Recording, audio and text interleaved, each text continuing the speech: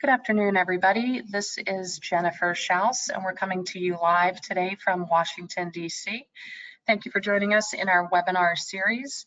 On Fridays, we cover the Procurement Playbook series. These are complimentary and recorded. And you'll find today's session recording on our website, typically within 24 hours. On Wednesdays, every Wednesday, we cover the FAR supplements. So this past Wednesday, we covered the FAR supplement on the EPA, which covers the procurement rules, regulations. You can find that recording on our website.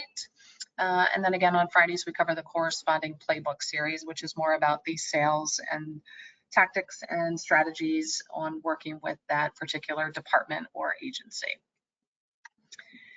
This is just a glimpse of what we have covered thus far and what we have left to do. So we're a little bit more than halfway through the season. We covered, as you can see, in January, February, and March, a lot of DOD. Last week was Department of Education, and then we'll finish on August 24th with the Veterans Affairs. Again, these are all recorded. This is the Wednesday schedule, so those are the FAR supplements. Oops. I went too far here. And then the Friday schedule here again is the corresponding department or agency with the playbook series. So again, we'll conclude on Friday, August 26th with the Veterans Affairs. Again, these are all on our website, registration links, as well as the recordings. Okay, and we want to thank our sponsors. First is the Virginia PTAC.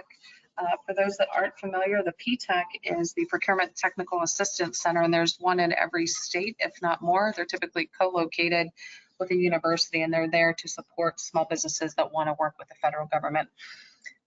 In this instance, we specifically want to thank the Virginia PTAC. They've been a great friend and partner over the years. The Virginia PTAC is based out of George Mason University in Fairfax, Virginia, and offers free one-on-one counseling to firms in Virginia on federal, state, and local procurement topics. Online resources and group trainings are free with no restriction on business location. If you're interested in learning more, please use the links provided to explore what PTACs can offer. Oops. Okay, we also want to thank the Federal Business Council. The FBC creates and manages virtual and in-person meetings and events to connect appropriate industry and government thought leaders, product providers, and solutions with government programs that use them. The FBC works with mission-specific programs for a variety of agencies to connect government and industry in the form of in-person and virtual conferences, training events, policy dialogue, and outreach. Over the last 40+ years, the FBC has become a comprehensive resource for connecting industry and federal government. You've got some contact information there in the lower center portion of your screen. Daston, we also want to thank them. Daston is an IT and cloud solutions provider working with corporations, the military, and government agencies to lower their cost, increase scalability, improve operational efficiency, and meet compliance regulations using targeted cloud-based solutions. Daston is a certified provider of Oracle NetSuite, a premier tier Google Cloud partner, and certified partner of Cisco, Virtue, AODocs, and Authenticate. For more information about Daston's services or to schedule a complimentary consultation, please email Joe Alston. You've got his contact information there in the lower left-hand corner of your screen. You can also go to their website. Okay, so today, as I mentioned, we are covering doing business with the EPA. We have two guest speakers today.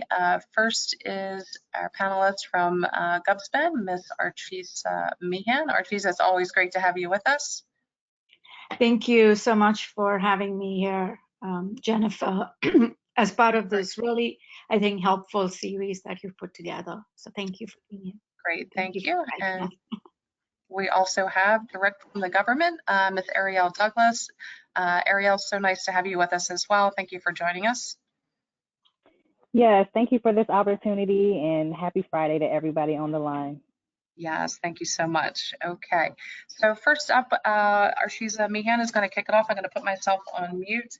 We're going to talk about business opportunities, contracting trends for small businesses, and lots of great information. So let me just flip over here, and Archisa, the floor is all yours. Thank you so much, Jennifer. Thank you again, Jennifer, for including me in the Playbook series. And I'm glad to be here for today's session with the Department of, with the EPA, as I always call them. So for those who don't know us, FedMine is a federal market intelligence company that basically integrates the 18 federal data sets into one easy to use platform. We were actually formed way back in 2004 by our founder, who was a federal government contractor and felt the need for federal data to be presented in a manner that is helpful to all companies. We are now, last summer, we got acquired by GovSpend, who is the largest provider of data on the SLED, or the state, local, and education market side. So next slide. This is just a quick look at some of our data sets that we integrate. I know all of you are very familiar with a lot of these sets, so I don't want to spend too much time on this, but just to give you an idea of the type of data that is out there that needs to be integrated to present a full view of what is happening in the federal space. So next slide. And then FedMine, we work with not only our small and large federal government contractors, we also work with many federal agencies and we help them with market research and goaling. So it's, for me specifically, I love working with both sides of the federal circle. Gives us a really nice perspective on how the same data is used in so many ways similarly, but for different reasons. So next slide. So for those who know and have been on some of these sessions, know that I'm always going to tell you to understand the agency's mission. And because it is the mission, and that's going to lead into their strategic plan, which is going to lead into their budget and where the money and the opportunities are going to go.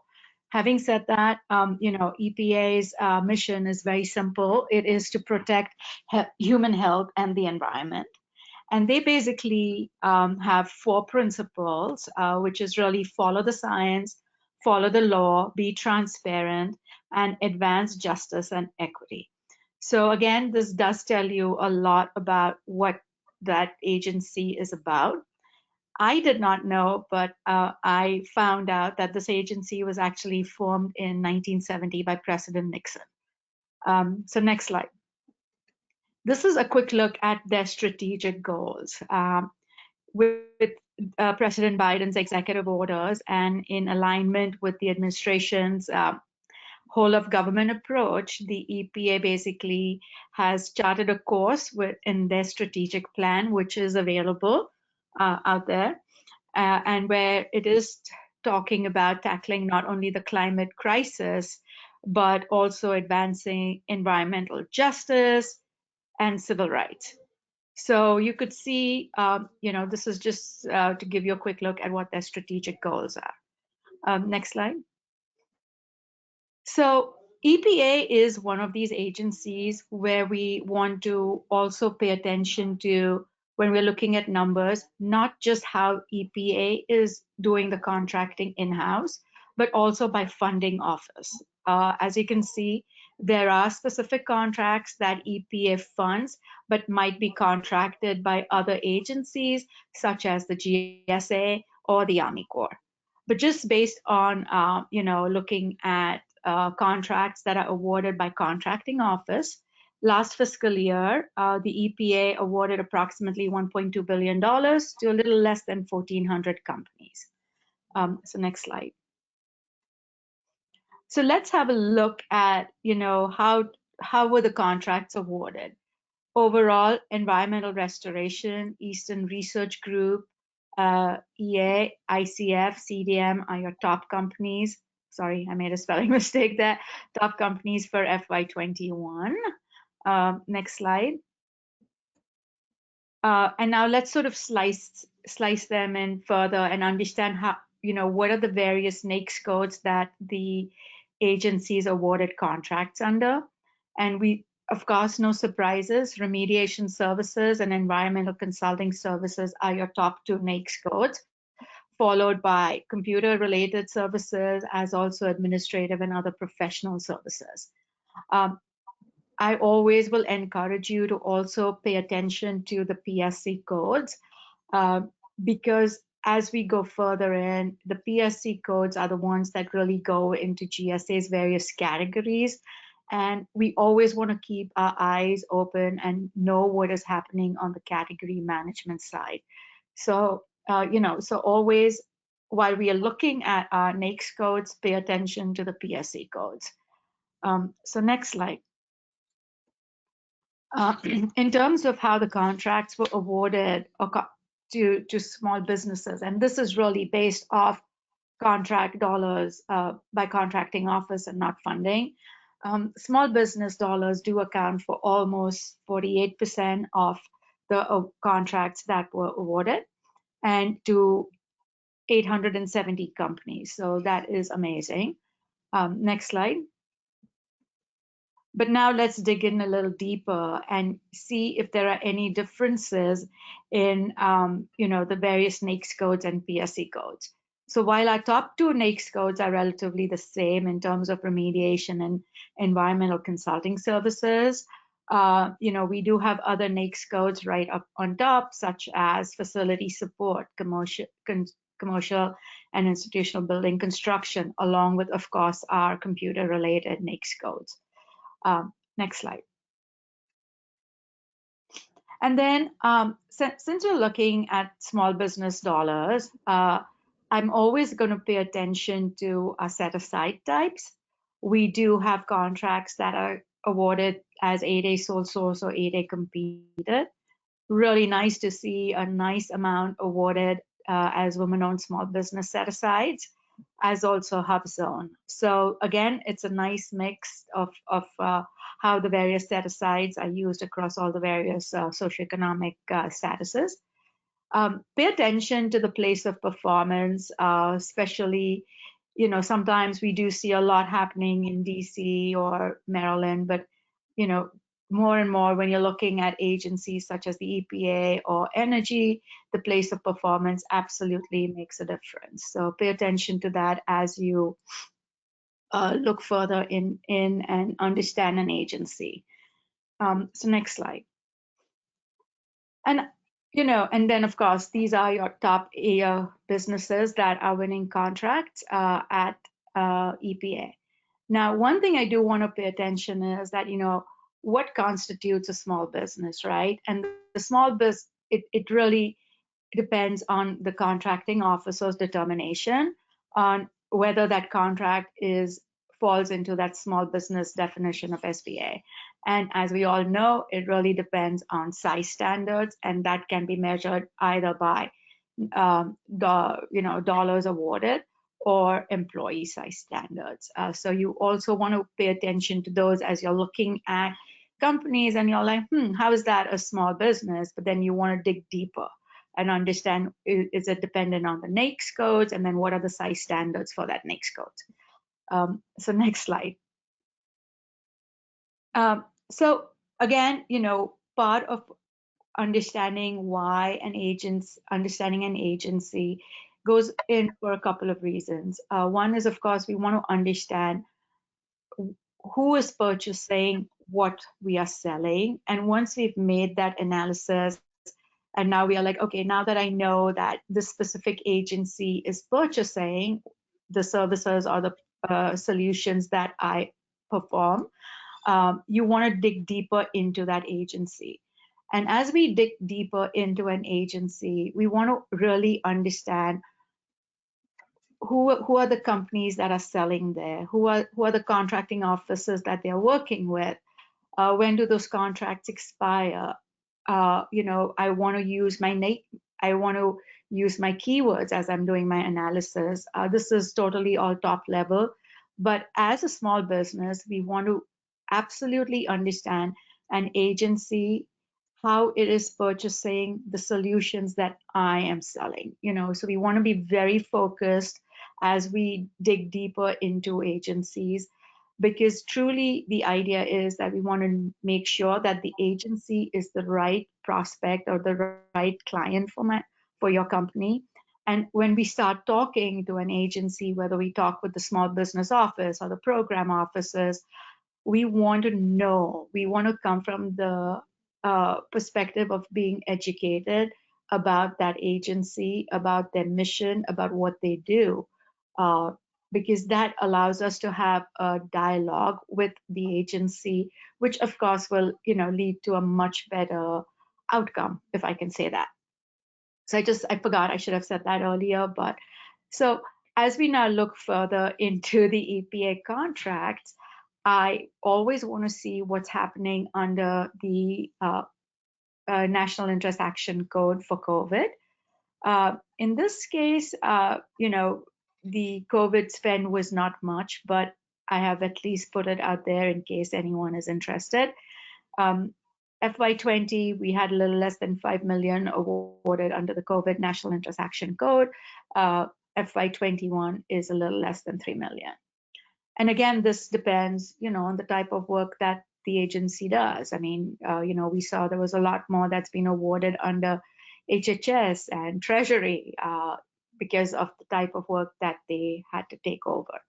So next slide. I actually was pleasantly surprised. I did not expect to see, shame on me, awards under the SBIR or STTR programs, but actually less than $7 million were awarded to 71 companies. 92% of these awards were as small business contracts. So again, feel free to understand more of what were the types of awards that constituted these contracts, as that would also give you an understanding of paying attention to the requests for SBIRs as they come out. Next slide. Also, pay attention to the grants. We see more and more of contracts being awarded under grants, awards being awarded under grants. So this is just a quick look at the trends for EPA. Next slide.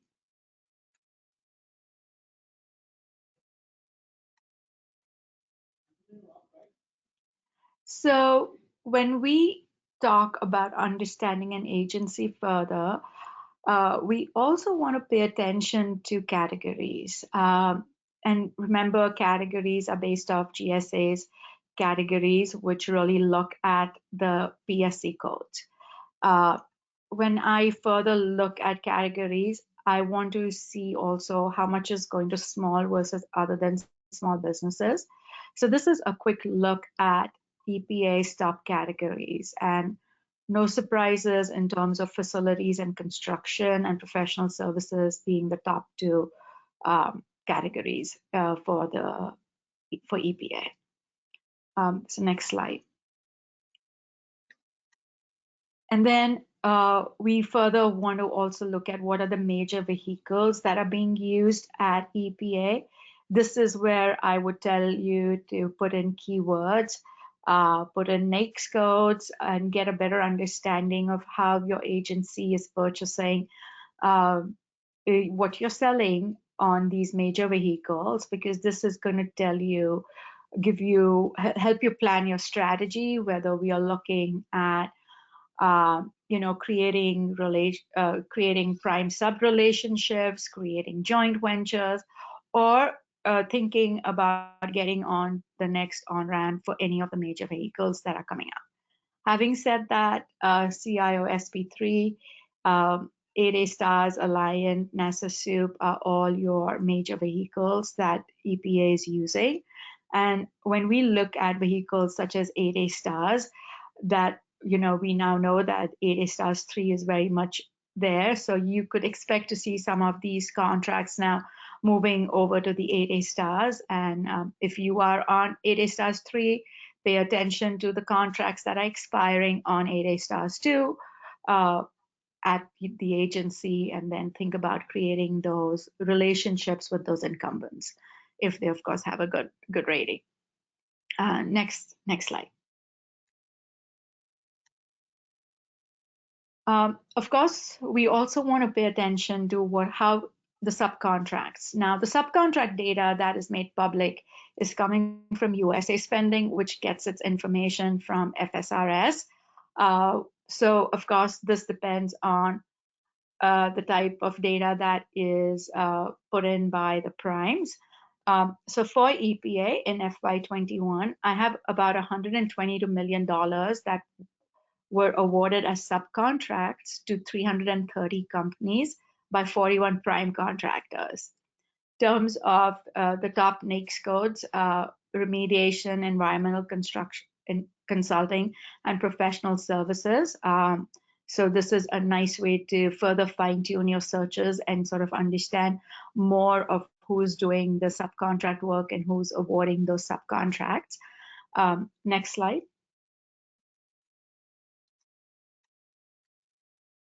And I always like to see who are my top primes that I could possibly look at creating that subprime relationship with, understanding who are they giving those subcontracts to, what type of contracts are those subcontracts being awarded under. So there's a lot of information that you can get and use it to plan your strategy. And then in terms of looking at your top 10 sub-awardees, again, a nice mix of companies that are winning those subcontracts. So next slide. So now we talk about opportunities. So opportunities truly, when I look at our most successful companies, these companies are constantly doing market research and looking at what is happening, not just within the federal government as a whole, but within the type of work that they do that then further gets fine-tuned by agency. So the new opportunities would really be based on the new initiatives, which really depends on the mission and goals and strategic plans, which flows into the budget. So that's dependent on your agency need and funding, and also existing contracts that could be recompeted. And now where do you get that information? The budgets and program information. All the agencies are doing an amazing job of making their budgets available, of making their forecasted opportunities available. So always pay attention to that. Also look at the pre-solicitations and sources sought notices that are being made public in SAM.gov. This is an important way and for an agency to do their market research. So you do pay attention, do respond, and make, yeah. And then of course, creating these expiring contract searches that are based on the type of work you do.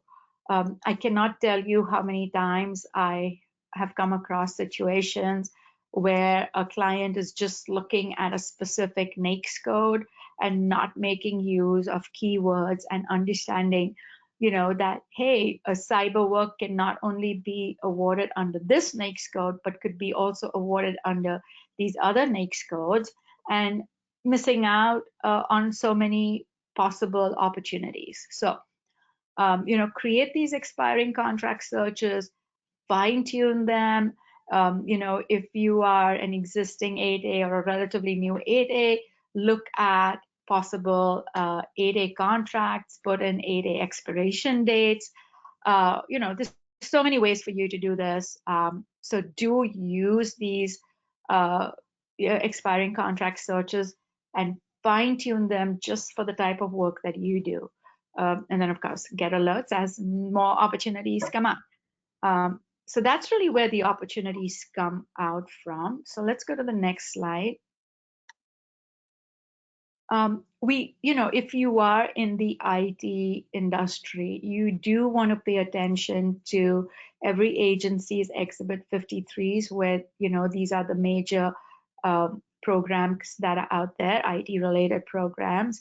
Pay attention if there are existing companies that already have those contracts. Pay attention to those Exhibit 300s. But this will tell you what is the budget for the fiscal year, and you want to know that. use this to create relationships with those agencies or with the existing primes and get involved in these programs. Next slide. Part of your Exhibit 53s is related is your Exhibit 300s.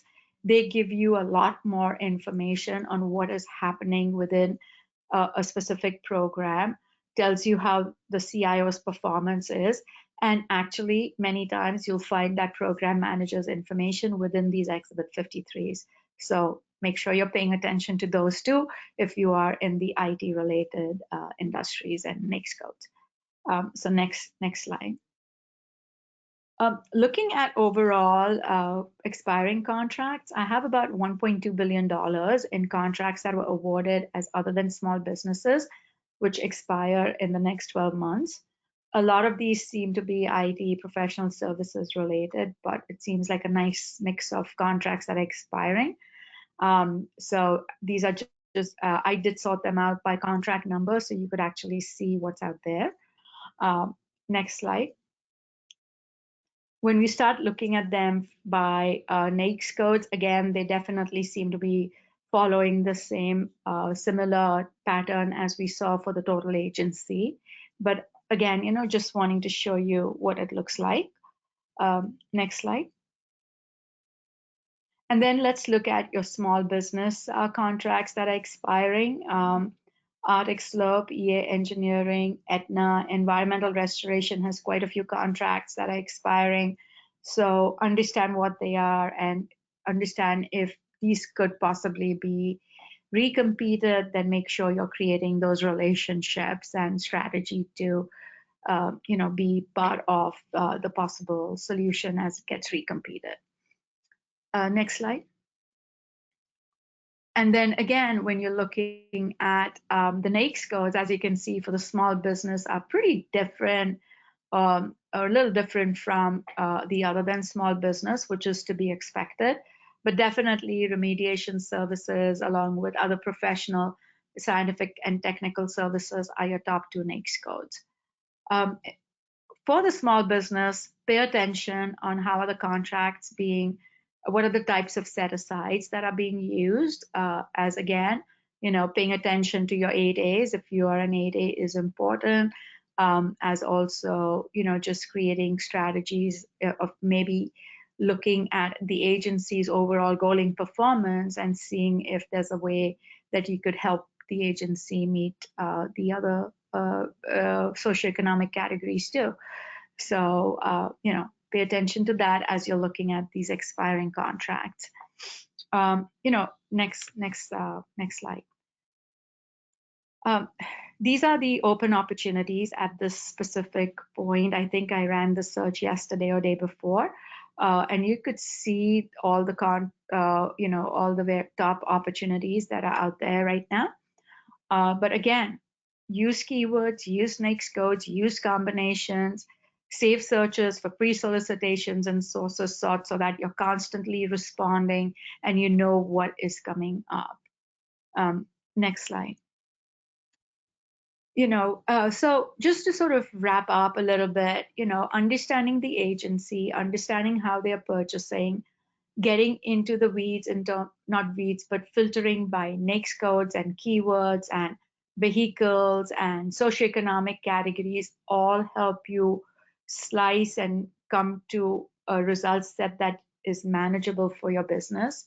Use that to create your strategy in reaching out to the agency, whether at the program office level, the Office of Small Business, to the various OSTBUs, and go with an informed perspective, understand contracts that are expiring, that are going to be recompeted, look at the agency's forecast opportunities, understand their budgets. The most successful companies are those that are constantly tracking and working and creating those relationships. I cannot tell you, for me, it's amazing when I'm talking to prospects and, oh my God, some of them know down to the base level what is happening. And that tells you that, these companies really love what they're doing and are involved in making sure that they're helping the agency fulfill their mission. I mean, that has to come out. For me, looking at the budgets is super important. I have provided a link to the EPA's budget for FY23, or the budget that they would like. It's not yet passed. But what was interesting for me was to actually see that the budget for this year is close to $12 billion. And it so follows the agency's priorities. So I truly would encourage you all to go through those, the budget documents too, and the strategic plan. And, again, feel free to email me if you have questions with any of the data that I have presented, or just want to, I look forward to working with all of you. And with that, I will hand it over to Ariel, who's here from the EPA Small Business Office. Great. Thank you so much, Archisa. This is Jennifer Shousing, and I'm going to advance our slide here. And as Archisa said, and thank you so much for a great, very detailed presentation. It's always good to see what you guys have found and what's trending. So now we're going to move over to the inside perspective from the government. And again, we've got Ms. Ariel Douglas here. Ariel, I'm going to flip to the next slide and let you cover these, and just let me know when you're ready for your next one. All right, great. Thank you so much, Jennifer. Again, I definitely appreciate the opportunity to participate in this Friday's webinar. Definitely some good information that was shared about our agency. So like previously stated, I kind of give an inside perspective from my vantage point here as the Deputy Director within the EPA's Office of Small and Disadvantaged Business Utilization. On this slide, I just clicked off on accident, my apologies. You have the main link to our main website and then a link to our small business office. So as I stated, I am the Deputy Director for the office, and as previously mentioned, the mission for the Environmental Protection Agency is simple, to protect the human health and the environment. And our EPA Administrator, Michael Regan, is definitely committed to increasing opportunities and lowering the barriers in support of the utilization of small businesses within our agency. There has been several communications sent out, since he has been appointed the administrator of our agency. If you all are familiar, many of the agencies had to present an equity plan, and our equity plan was actually released in, I believe it was early part of May. And within that equity action plan, there was a item that basically indicated that we are to start focusing on increasing procurement opportunities for those small businesses in underserved communities. So that definitely, again, is coming straight from the top. And the mission within for the EPA OSDBU office is, we actively engage every day to ensure that small businesses are utilized within our procurement processes. We educate internally as well as externally on small business contractor requirements within the agency. We also equip our acquisition workforce members within the agency with resources and assistance on how to utilize small businesses. And of course, our favorite thing to do is ensure that we enhance opportunities for small businesses and those within socioeconomic categories for potential contracting opportunities within the agency. My office is divided into 3 teams. We have our administrative and resources team, and then we have our asbestos and small business ombudsman team. And then finally, we have our small business solutions and opportunities team, where I serve as the lead for that. And the small business solutions and opportunities team is the one that is primarily focused on federal small business contracting. Within this team, there are 4 small business specialists, and within this team, each small business specialist is assigned to one of our top common spend categories, including information technology, professional services, facilities and construction, as well as research and development. We also have a dedicated subcontracting program manager that facilitates all things related to EPA's subcontracting program. So if you are businesses that are doing business or wanting to do business with EPA in those top categories, or maybe not within those categories, your first stop would be to facilitate a conversation with one of my small business specialists, and they do accept appointments for one-on-one small business appointments, which I will cover in my next couple slides. Next slide. All right, on this screen, you will see a link to our acquisition forecast. Within EPA, there are 12 program offices as well as 10 regional offices. Each of these offices have their own mission and different procurement opportunities. Each year, our contract office, also known as the Office of Acquisition Solutions, in collaboration with my office, issues a notice to each of the program offices and regional offices acquisition leadership for them to submit their projected acquisitions for the future 3 fiscal years. So that process we closed for this fiscal year at the end of April. And we hope to have our most up-to-date acquisition forecast posted for FY23 through FY26, starting at the early part of the 4th quarter of this fiscal year. But what is currently out there now are the projected acquisitions for FY22 through FY25. Typically, our budget is around $9 billion, and we kind of have an average contract spend of $1.6 billion. Because of the bipartisan infrastructure law, the agency is going to see an increase in some of their program areas in the next 5 years. So, make sure you are tracking where the funding is going as it relates to the bipartisan infrastructure law. Next slide. All right, so our agency scorecard, of course, if you all are familiar, each federal agency each year, they are given a score based upon several factors. And, EPA definitely has had a stellar accomplishment in maintaining a grade on our SBA scorecard for over the last 10 years. So we're super excited about that.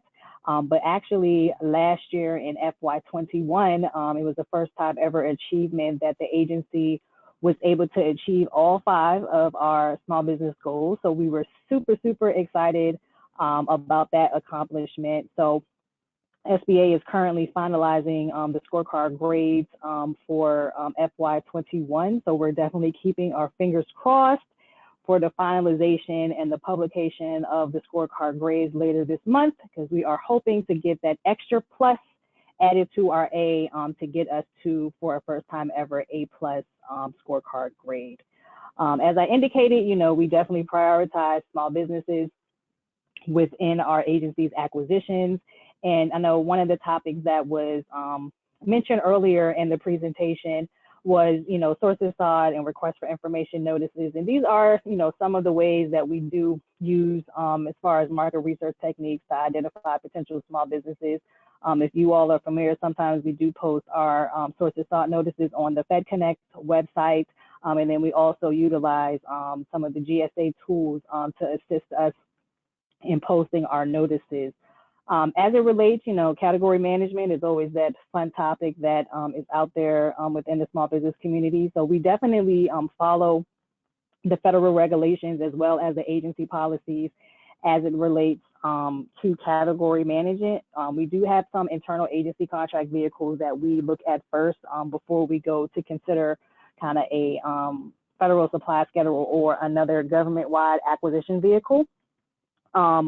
And I would like to say that open market procurements kind of represent 1/3 of our procurement. So, there's a fluctuation, and we typically, again, will look at an existing contract vehicle first. All right, just wanted to add that. Next slide. All right, so going into my next slide. Next slide. All right. So, I'm sure many of you are interested in kind of understand how can I fit in and do business with EPA. So on this slide, I wanted to first recommend we have a small business vendor database system that we recommend small businesses complete a profile in. We relaunched this system in FY22, and we are needing more vendors to register because we are encouraging our acquisition professionals to utilize this system to identify small businesses that are capable of doing work within the agency. The acquisition officials can do keyword searches based upon what's in your profile. They can put in specific NAICS codes if they're looking for those. If they're looking for a specific socioeconomic category, they can also do searches like that. So we are definitely wanting to make sure we have a robust amount of small businesses in there where they can conduct market research searches to identify capable small businesses for their procurement requirements. Just want to note, you don't have to be registered in the system in order to do business with EPA, but I'm definitely strongly encouraging you to take the time to do so. And on this slide, you can go directly to that link and complete your company profile.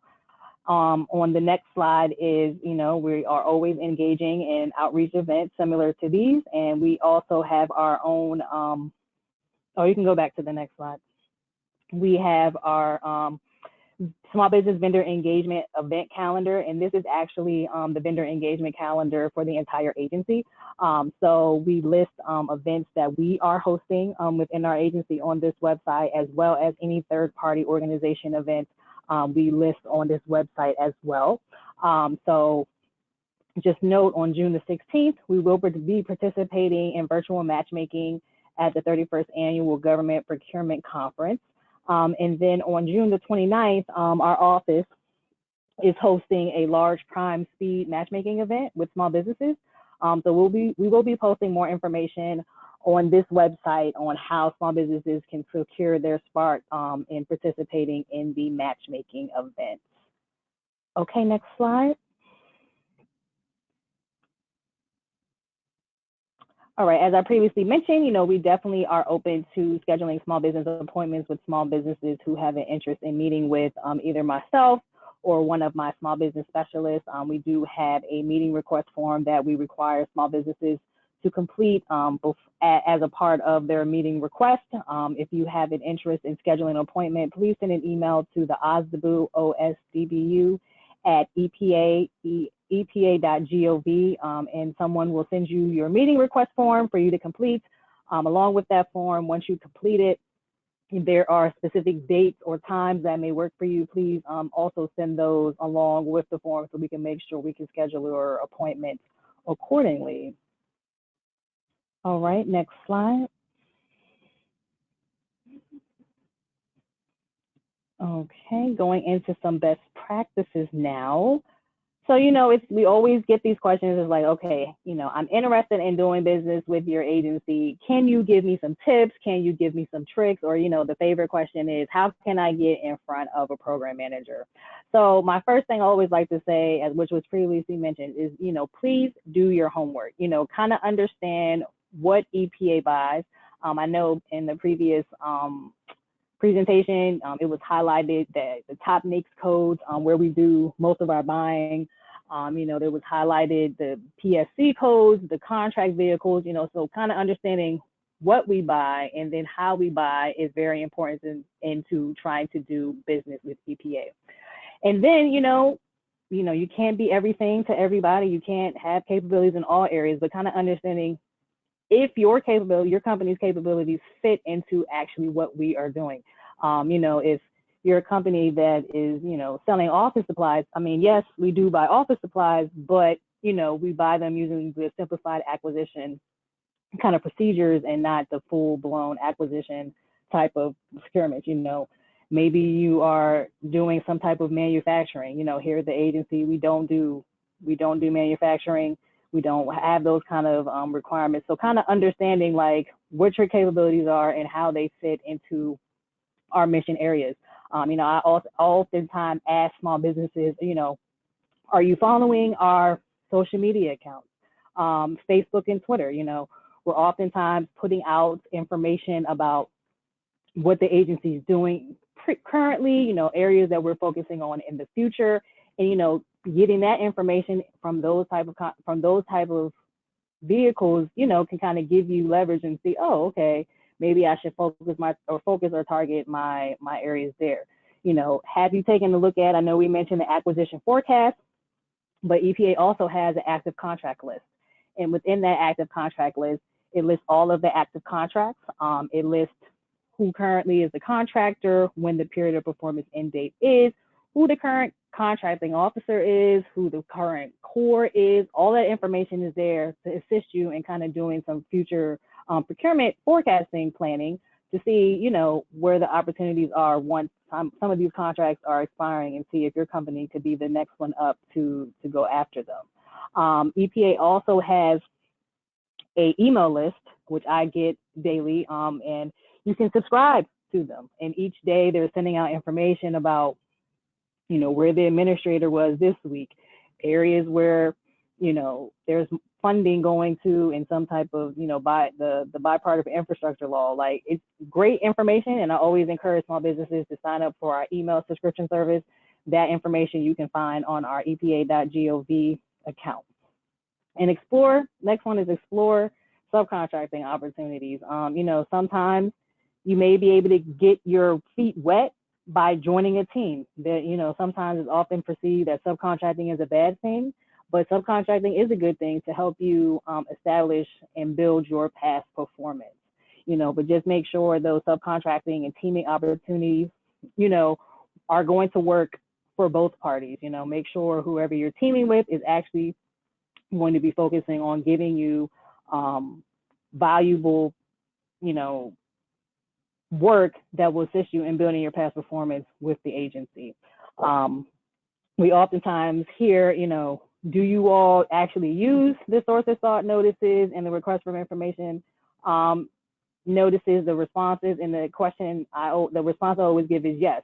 You know, it's hard for us within my office to advocate for small businesses if you all do not respond to these notices, or at least provide a response that actually is going to be something of value that demonstrates that you know, have the capabilities to perform that work. You know, sometimes small businesses, I know you all have, you know, short time, you have short staff, and, you know, you may not have the opportunity to, you know, build a quality response. But if you want to go after the procurement, please take the time to read what they're asking for and providing a response that is as close to what they're asking for as possible. Please don't just send your one-page slick sheet, because that doesn't do anything for them, and it definitely doesn't do anything for us if we are trying to advocate that this particular procurement should be considered to be set aside for small businesses.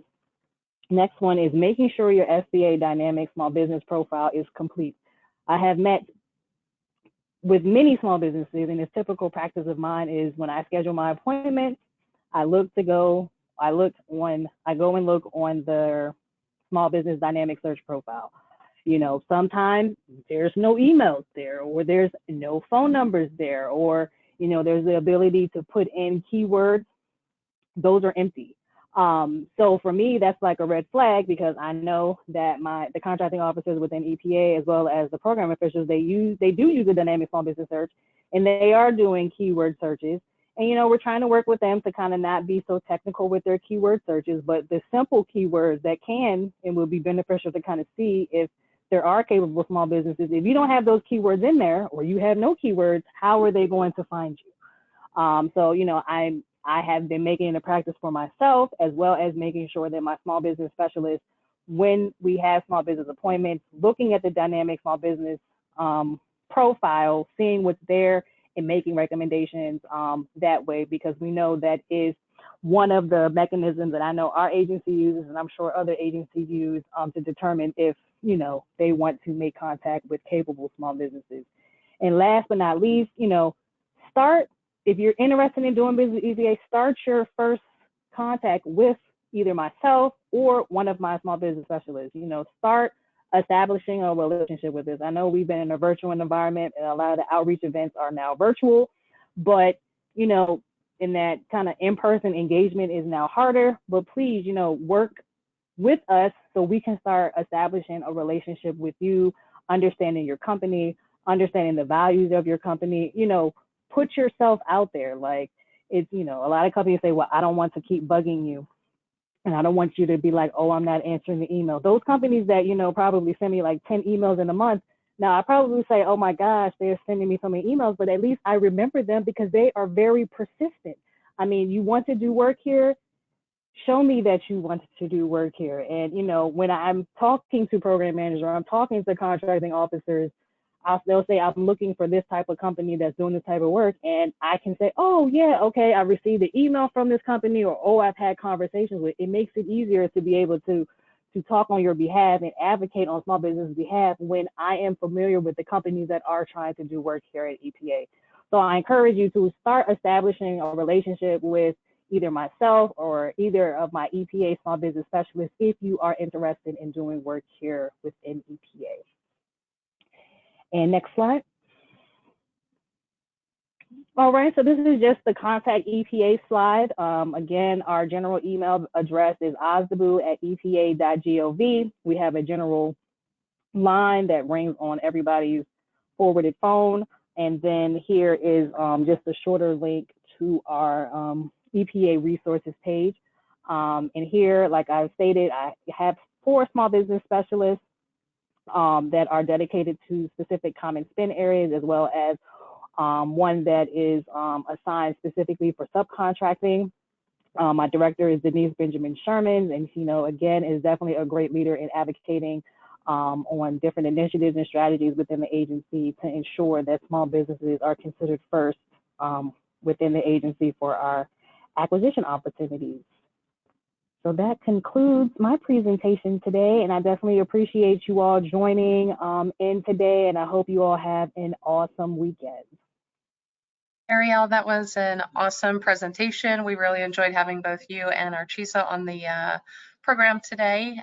For any of the attendees that sent in questions or that did not send in questions, if you do have any concerns or questions about any of the information that was provided or suggestions, please feel free to contact Archisa at GovSpend or Ariel Douglas. You've got their contact information here. The slides should be up on our slideshare.net site, usually within 24 hours. Sometimes it happens before then. And same thing with the recording. It would be on our website, on our YouTube channel, usually within 24 hours. We'll also send out an email to anyone that registered with these links. And again, thanks to all the attendees who took time out of their Friday afternoon, sunny Friday afternoon if you're in Washington, D.C. And thanks again, Ariel, for putting together a great presentation. We know it takes time on your side, and we appreciate all that you guys do within your team for small businesses.